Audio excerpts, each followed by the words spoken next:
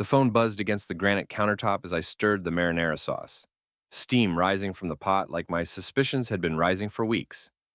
Elise's name flashed on the screen, and I already knew what she was going to say before I answered. Hey, babe! Her voice came through with that practiced sweetness she'd perfected over our 12 years of marriage. The traffic on the way home is terrible. I'll be late for dinner again, sorry. I glanced at my phone's GPS app, the one we'd started sharing locations on, after she'd gotten that promotion at Meridian Tech 6 months ago. The little blue dot with her smiling face wasn't stuck in traffic on Route 95. It was sitting pretty in the driveway of 47 Maple Street, Brookfield. An address I'd memorized because it belonged to Greg Lawton, her college boyfriend, who'd recently moved back to town with his wife Rachel and their twin daughters. That's funny, I said, keeping my voice level as I turned down the heat under the sauce. Because according to our shared location, you're parked in someone's driveway in Brookfield. Unless Greg Lawton's house has become a major traffic artery, I'd say you're lying through your teeth, sweetheart. The silence on the other end stretched so long I thought she'd hung up. Then came the sharp intake of breath, followed by the sound I'd been dreading and expecting in equal measure. Greg's voice in the background asking what was wrong. Jack, I can explain. Oh, I bet you can. You've gotten pretty good at explaining things lately? Like why you've been working late 3 nights a week. Like why you bought new lingerie and hid the receipt. Like why you've been taking calls in the garage. I walked to the kitchen window and looked out at our well-maintained suburban neighborhood, where Mrs. Henderson was walking her ancient beagle, and the Morrison kids were playing basketball in their driveway. Normal people living normal lives, not discovering their wives were cheating liars. It's not what you think. Here's what I think, Elise. I think you've been screwing your college boyfriend for months, while I've been home making dinner and helping the kids with homework. I think you've turned me into a fool, and I think you're about to find out that this particular fool has a very long memory and a very creative imagination. When it comes to payback, I could hear her whispering frantically to Greg, probably trying to figure out damage control. Too late for that.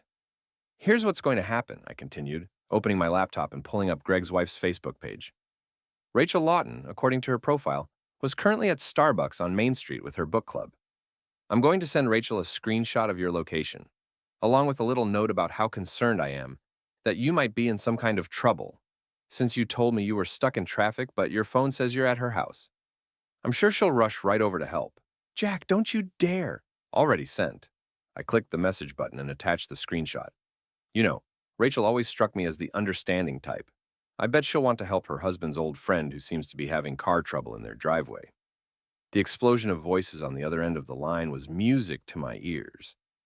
Greg shouting, Elise screaming, and what sounded like a door slamming.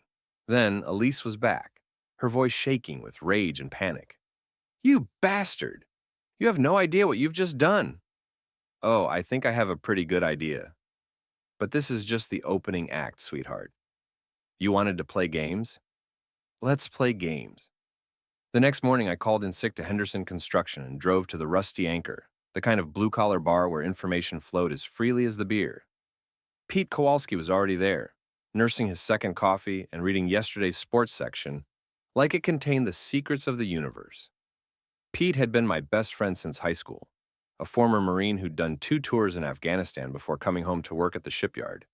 He had the kind of loyalty that was rare these days, and a moral code that was both simple and unbreakable. You don't betray your friends, you don't abandon your family, and you sure as hell don't let anyone walk all over you without consequences. You look like someone pissed in your cornflakes, Pete said without looking up from his paper. Worse, someone pissed on my marriage. I slid into the booth across from him and signaled Mickey, the bartender, for coffee. Elise is cheating on me with Greg Lawton. Pete's head snapped up, his gray eyes turning hard. The tech company pretty boy? The one who drives that ridiculous Tesla and acts like he invented electricity? That's the one. Caught them yesterday when she fed me some bullshit about being stuck in traffic. Her phone said she was at his house. What did you do? Sent a screenshot to his wife. Figured she had a right to know where her husband was entertaining guests. Pete grinned, the kind of expression that had probably terrified insurgents in Kandahar. I like it. Subtle but effective. What's the next move? I need to know how long this has been going on and who else knows about it.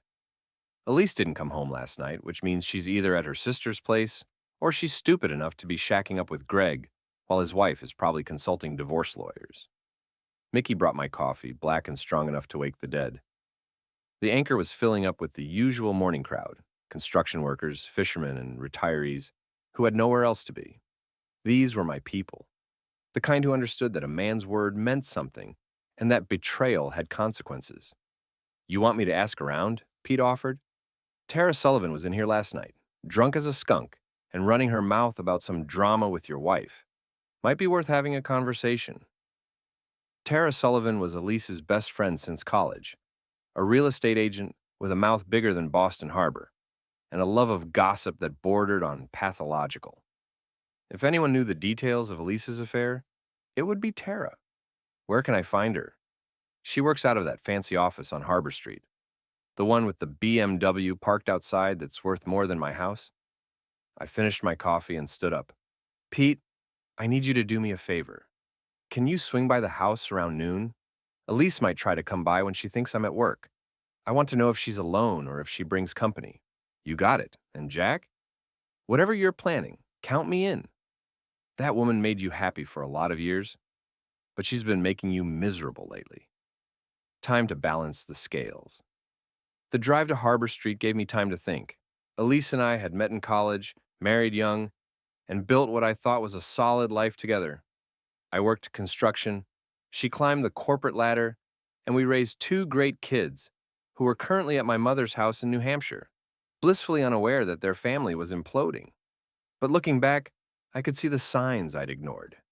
The late nights that became routine, the new clothes and sudden interest in fitness, the way she'd started putting her phone face down and taking calls in private, the gradual shift from partnership to roommates to strangers sharing a mortgage. Tara's office was exactly what I expected. All glass and chrome, with motivational posters about success and achievement. She was at her desk, looking like she'd slept in her car and applied her makeup with a paint roller. Jack, what a surprise! Her voice was too bright, the kind of forced cheer that screamed guilty conscience. What brings you by? I think you know, Tara. The question is whether you're going to keep lying to my face or if you're going to tell me what I need to know. Her face went pale under the foundation. I don't know what you mean. Sure you do. You know about Elise and Greg. You've known for months, haven't you? Probably helped her cover it up, provided alibis, maybe even encouraged it. The question is, how much of the truth do you want me to find out the hard way? Tara looked around the office like she was hoping for rescue, but we were alone. Finally, she slumped in her chair like a deflated balloon. She made me promise not to tell anyone. Said it was complicated, that you two were having problems. We weren't having problems until she started screwing around. How long, Tara? 3 months, maybe 4. It started at that tech conference in Boston. Greg was there representing his company. Elise was there from Meridian, and they ran into each other at the hotel bar. She said it was just drinks, then it was just dinner, then she trailed off. Then it was just adultery. Got it. Who else knows? Megan from her office. She's been covering for Elise when she takes long lunches or leaves early. And probably Mrs. Henderson from your neighborhood. That woman sees everything. Mrs. Henderson, the elderly widow who lived across the street and treated the neighborhood like her personal soap opera. If she'd seen something, she'd be dying to share it with someone. Thanks for the honesty, Tara. A little late, but better than never. Jack, wait. She really does love you. This thing with Greg, it's not serious. It's just what? A midlife crisis? A mistake? A phase? I turned back to face her. Let me tell you something about love, Tara. Love doesn't sneak around. Love doesn't lie. And love sure as hell doesn't humiliate the person it claims to care about. What Elise has been doing isn't love. It's selfishness with a pretty bow on it. Mrs. Henderson was in her front garden when I got home, pruning roses with the focused intensity of a surgeon. She looked up as I pulled into my driveway, her sharp blue eyes missing nothing. Jack, dear, you're home early today. Took a personal day. Needed to take care of some things around the house. She straightened up, brushing dirt from her gardening gloves. I hope everything's all right. I couldn't help but notice that Elise didn't come home last night. Her car wasn't in the driveway this morning. Here it was. Mrs. Henderson had been watching, waiting for someone to ask the right questions. In a neighborhood like ours, she was better than a security system. Actually, Mrs. Henderson, I was hoping you might be able to help me with something. I've been working a lot of overtime lately, and I'm worried I might be missing things at home. Have you noticed anything unusual? Anyone coming by when I'm not here? Her eyes lit up like Christmas morning. This was the moment she'd been waiting for. Well, since you ask, there have been a few things. That silver Tesla has been parked in your driveway several afternoons over the past few weeks. Always when you're at work, always gone before you get home. And I did see Elise and a man, tall, well-dressed, not someone from the neighborhood, having what looked like a rather intense conversation on your front porch last Tuesday. A silver Tesla? License plate starts with GRL. I have a good memory for details. GRL. Greg Robert Lawton. The bastard had been coming to my house, probably laughing about how stupid I was while he screwed my wife in my own bedroom. Mrs. Henderson, I can't tell you how much I appreciate your attention to detail. Jack, dear, I've been married and widowed, and I've seen enough of life to know when something isn't right. If you need someone to talk to, or if you need someone to keep an eye on things, you just let me know. Inside the house, everything looked normal on the surface, but I found myself seeing it through different eyes. The living room where we'd watched movies together, the kitchen where we'd made breakfast on Sunday mornings, the bedroom where she'd been planning her betrayal while I slept beside her. My phone buzzed with a text from Pete. She showed up an hour ago with Pretty Boy, took 2 suitcases and left. Looked like she was crying. He looked like he wanted to punch something. So she was moving in with Greg. That simplified things. I went to my workshop in the garage and pulled out my laptop. If Elise thought she could just walk away from 12 years of marriage without consequences, she was about to learn otherwise. But I needed more information first. My sister Jenna was a computer programmer in Boston, the kind of person who could find digital needles in electronic haystacks. She answered on the second ring. Hey, big brother, what's up? I need a favor, and it's not exactly legal. My favorite kind. What did you do? It's what Elise did. She's been cheating on me with some tech company executive, and I need to know the extent of it. Phone records, emails, credit card statements, anything that shows how long this has been going on and how much money she's spent on it. Jenna was quiet for a moment. She'd always liked Elise, but family was family. I can't hack into anything, but I can help you access accounts you're legally entitled to. Joint credit cards, shared phone plans, that sort of thing. And if she's been sloppy with passwords, she uses the same password for everything. Our anniversary plus her birth year. Amateur, give me an hour. While I waited, I made a list of everyone who'd been complicit in Elise's deception. Tara, who'd provided alibis. Megan, who'd covered at work. Probably Greg's assistant, who'd helped arrange their meetings. Maybe even Rachel's book club friends, who'd unwittingly provided cover when Greg claimed to be working late. They'd all participated in making me look like a fool. Time to return the favor. Jenna called back with results that were worse than I'd expected and better than I'd hoped. Jack, I'm sorry. This has been going on for almost 5 months, not 3 or 4. Hotel charges, restaurant bills, even a weekend trip to Cape Cod that she told you was a work conference. How much money are we talking about? About $8,000 from your joint credit card. Fancy hotels, expensive dinners, gifts. She bought him a watch that cost more than your truck payment. I felt something cold settle in my chest. $8,000 of our money. Money we'd been saving for the kids' college funds, spent on her affair. There's more. She's been texting with Megan and Tara, coordinating stories. I've got screenshots of conversations where they're literally scripting lies to tell you. And Jack, they've been laughing about it. Calling you clueless, making jokes about how easy it is to fool you. The cold in my chest turned to fire. It was one thing to have an affair. It was another thing entirely to make it a group activity, to turn my humiliation into entertainment for her friends. Send me everything. Screenshots, receipts, phone logs, all of it. already in your email. Jack, I'm sorry this happened to you, but I'm not sorry you found out. You deserve better than this. After Jenna hung up, I spent an hour going through the evidence. The paper trail was damning, a clear pattern of deception and betrayal that went back months. But it was the text messages that really got to me. At least to Tara. Jack actually believed I was at a team-building retreat. Sometimes I think he wants to be fooled. Tara to Elise. As long as he keeps paying the bills, right? LOL. Megan to Elise. Your husband called looking for you. Told him you were in a client meeting. You owe me dinner. Elise to Megan. Greg's taking me to that new place on Beacon Hill. Wish Jack would take me somewhere that nice. They'd turned my marriage into a joke, and I was the punchline. My phone rang. Rachel Lawton. Mr. Marston? This is Rachel, Greg's wife. I think we need to talk. I think you're right. When and where? There's a coffee shop called Grounds for Thought on Main Street. Can you meet me there in an hour? I'll be there. Rachel was already waiting when I arrived, sitting in a corner booth with an untouched latte and the kind of expression that could freeze hell. She was attractive in a sharp, professional way, the kind of woman who probably ran her household like a Fortune 500 company and didn't tolerate nonsense from anyone. Thank you for meeting me, she said as I sat down. I assume you know why I wanted to talk. Your husband is sleeping with my wife. Was sleeping with your wife. I kicked him out yesterday after your little GPS revelation. He's staying at the Marriott downtown, probably with her.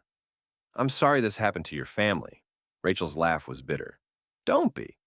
I've known Greg was a cheater since our second year of marriage. This is just the first time he's been stupid enough to get caught. The difference is, this time, I'm not taking him back. She pulled out a tablet and showed me a spreadsheet that would have made an accountant weep with joy. I've been documenting Greg's infidelities for 3 years. Bank records, credit card statements, hotel receipts, phone logs, and everything. I was waiting for the right moment to file for divorce, and your wife just gave it to me. Why are you telling me this? Because I think we can help each other. Greg thinks he's untouchable. He's got money, connections, and an ego the size of Texas. Your wife thinks she's traded up, that she's going to leave her blue-collar husband for a successful executive. They're both about to learn that actions have consequences. Rachel opened a folder and spread out photographs across the table. Greg and Elise at restaurants, hotels, walking hand in hand through Boston Common. Professional surveillance photos that must have cost a fortune. I hired a private investigator 6 months ago when Greg started working late every night. Imagine my surprise when I found out he was working late with your wife. What do you want from me? Partnership. Greg's company's about to go public, which means his stock options are worth millions. But if he's exposed as an adulterer who's been using company resources to conduct his affair, company credit cards, company car, company time, the board will force him out. No stock options, no golden parachute, no happily ever after with your wife. I studied the woman across from me. Rachel Lawton wasn't just angry. She was calculating, methodical, and absolutely ruthless. She'd been planning this for years, waiting for the right moment to strike. What did you have in mind?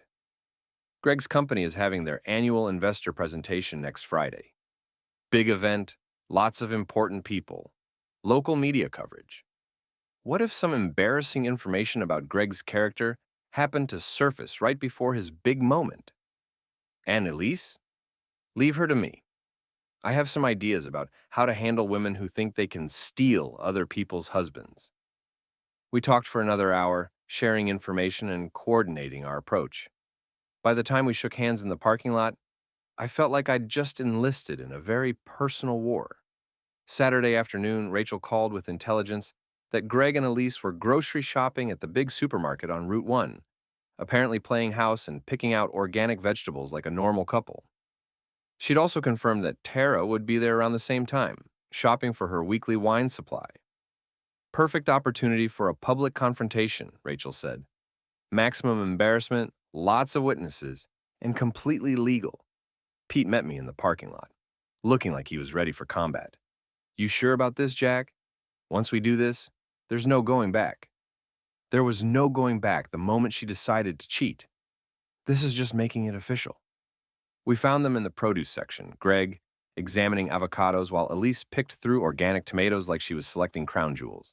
They looked comfortable together, domestic, like they'd been doing this for years instead of months. I walked up behind them with Pete flanking me like a bodyguard. Honey, you forgot to add betrayal to the shopping list. Elise spun around, her face going white. Greg straightened up, trying to look intimidating in his polo shirt and khakis. Jack, this isn't the place, Elise started. Actually, this is the perfect place. Public, lots of witnesses, security cameras. Very civilized. I looked around at the growing crowd of shoppers who'd stopped to watch the show. Ladies and gentlemen, I'd like you to meet my wife Elise and her boyfriend Greg. They've been having an affair for 5 months, spending our money on fancy hotels and expensive dinners, while I stayed home with the kids. That's enough, Greg said, stepping forward. You're making a scene. Oh, I'm just getting started. I pulled out my phone and showed the screen to nearby shoppers. See, I've got receipts, literally. Hotel bills, restaurant charges, even a romantic weekend getaway that she told me was a work conference. $8,000 of family money spent on adultery. That's about $400 per orgasm, if anyone's keeping track. The crowd was growing, people pulling out their own phones to record the drama. Elise looked like she wanted to disappear into the floor. You're humiliating yourself, she hissed. No, sweetheart, I'm humiliating you. There's a difference. That's when Tara appeared, pushing a cart full of wine bottles and looking like she'd rather be anywhere else. Tara, I called out cheerfully. Perfect timing. I was just telling everyone how you helped my wife coordinate her affair. All those alibis you provided, all those lies you helped her tell. You must be so proud. Tara's face went red. Jack, I never meant... Of course you didn't. You just accidentally helped destroy a 12-year marriage for entertainment. These things happen. Greg finally lost his temper. That's enough. You want to blame someone? Blame yourself for being a boring, small-town loser who couldn't keep his wife satisfied. The crowd went quiet. Pete stepped forward, but I held up a hand. You know what, Greg? You're absolutely right. I am boring. I work with my hands, I come home every night, I help my kids with homework, instead of screwing other men's wives. I'm so boring that I actually meant my marriage vows when I said them. I turned to address the crowd like I was giving a speech. But here's what's interesting about Greg. He's got a wife and 2 daughters at home. But he's here playing house with my wife. He drives a Tesla and wears expensive watches. But he's been using his company credit card to pay for hotel rooms. He talks about family values at his tech company. But he's been conducting his affair during business hours. Greg's face was turning purple. You don't know what you're talking about. Don't I? I pulled out more screenshots. Company car GPS logs showing trips to hotels during work hours. Company credit card charges for romantic dinners. Company phone records showing personal calls to my wife during business meetings. I wonder what your board of directors would think about how you've been using company resources. That's when Greg made his mistake. He shoved me, hard enough to send me stumbling backward into a display of canned goods. The crash was spectacular, cans rolling everywhere as shoppers jumped back. Pete moved like lightning, grabbing Greg by the shirt and slamming him against the produce cooler. You just assaulted my friend in front of 50 witnesses, pretty boy. Want to try that again? Security guards were approaching, but the damage was done. Greg had lost his temper in public, gotten physical, and been humiliated in front of a crowd that included at least 3 people recording everything on their phones. This isn't over, Greg snarled as the guards separated everyone. You're right, I said, brushing myself off. It's just getting started. The video of Greg shoving me went viral locally within hours. Someone had posted it on Facebook with the caption, Tech executive assaults husband of woman he's been cheating with. And by Sunday morning, it had been shared hundreds of times. Rachel called me that afternoon, practically purring with satisfaction. Greg's company called an emergency board meeting for tomorrow morning. Apparently, several major investors saw the video and have concerns about his judgment and character. There's also the small matter of the company credit card charges I anonymously forwarded to the CFO. What about Elise? Oh, she's having her own problems. It seems someone sent screenshots of her affair-related text messages to her boss at Meridian Tech. Turns out her company has a strict policy about employees who lie about their whereabouts and use work time for personal activities. She's been suspended pending investigation. I hadn't sent those messages to Elise's boss, which meant Rachel was more thorough than I'd given her credit for. There's more, Rachel continued. I had lunch with Tara's boss yesterday. Lovely woman, very interested to learn that one of her agents has been helping married clients commit adultery. Apparently, it's not good for the company's family-friendly image. You've been busy. Jack, I've been planning this for 3 years. Your wife just happened to give me the perfect opportunity to execute it. By Wednesday, the dominoes were falling fast. Greg had been forced to resign from his company, pending investigation into his misuse of corporate resources. Elise had been fired from Meridian Tech for falsifying timesheets and lying to supervisors. Tara had been let go from her real estate firm after several clients expressed concerns about her involvement in the scandal. But I wasn't done yet. Thursday evening, I drove to the Marriott where Greg and Elise were staying. The desk clerk, a kid who couldn't have been more than 20, was eager to help when I explained that I was trying to serve divorce papers. Room 412, he said. But I think they're at dinner. I saw them leave about an hour ago. Perfect.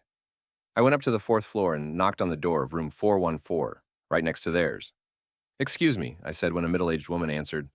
I'm sorry to bother you, but the couple next door has been having loud arguments all week, and I wanted to give you my card in case you need someone to complain to management about the noise. She looked confused, but took my card, which had Greg and Elise's real names and the details of their affair printed on it.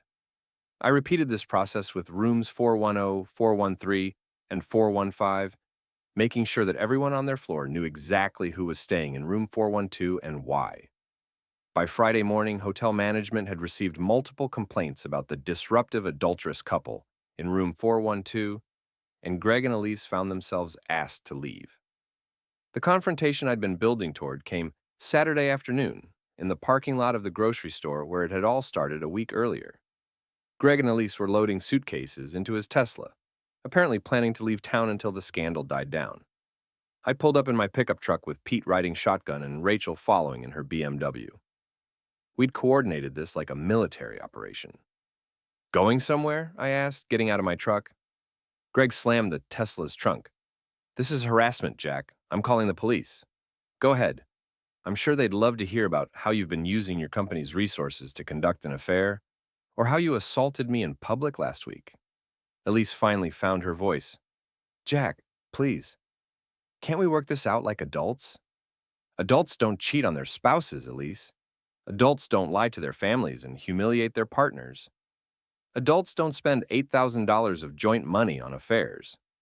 Rachel stepped forward, looking like an avenging angel in a business suit. Greg, I have something for you. She handed him a thick envelope. Divorce papers. I'm taking the house, the kids, and half of everything you haven't already wasted on your midlife crisis. Oh, and I'm also taking the Tesla. It's in my name too, remember?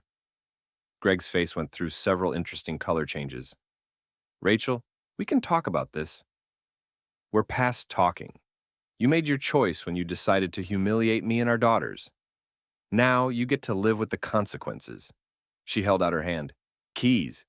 You can't just take my car. It's not your car. It's our car, and I'm taking it as part of the divorce settlement. The papers give me temporary possession of all marital assets. Keys.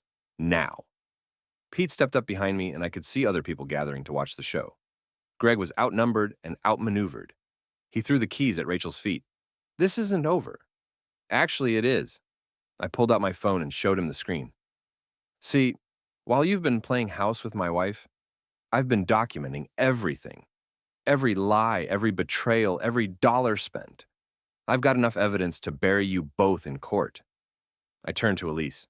You want to know the funny thing? If you just asked for a divorce, I would have given it to you. We could have split everything fairly, worked out custody, stayed civil for the kids' sake. But you decided to cheat instead. You decided to lie and steal and humiliate me. So now you get nothing. Jack, please, I filed for divorce yesterday. Adultery, abandonment, and financial fraud. My lawyer says I'll get the house, primary custody, and most of our assets. You'll get supervised visitation and the privilege of paying your own legal bills. The crowd was growing, people recognizing the players from the viral video. Someone was recording again. You destroyed our marriage for this? I gestured at Greg, who was standing next to a pile of suitcases looking like a man who'd lost everything. A middle-aged cheater who can't keep a job or a wife? Congratulations, Elise. You've traded a faithful husband and a stable home for an unemployed adulterer and a room at Motel 6. Elise started crying, but they weren't tears of sadness. They were tears of rage and frustration. You think you've won? You think destroying my life makes you the better person? I didn't destroy your life, Elise. You did that all by yourself. I just made sure everyone could see what you really are. Rachel got into the Tesla and started the engine. Greg, you've got 5 minutes to get your things out of my car before I call the police and report it stolen. As Greg frantically transferred his belongings to Elise's car, I felt a sense of completion settling over me. This wasn't about revenge anymore. It was about justice. They'd made their choices, and now they were living with the consequences. Pete clapped me on the shoulder. Come on, Jack, let's go home. As we drove away, I could see Greg and Elise in my rearview mirror, standing next to her car with their suitcases scattered around them like the wreckage of their affair. They looked small and pathetic and utterly defeated. My phone buzzed with a text from my lawyer. Divorce finalized, house is yours, custody is yours. She gets nothing. Congratulations. I pulled into my driveway and looked at the house I'd almost lost. Tomorrow, my kids would come home from their grandmother's to find their father waiting for them, their home intact, and their future secure. Elise had called me that day to say traffic was terrible and she'd be late for dinner. She was right about one thing. Traffic had been terrible, but the road was clear now, and I was finally home.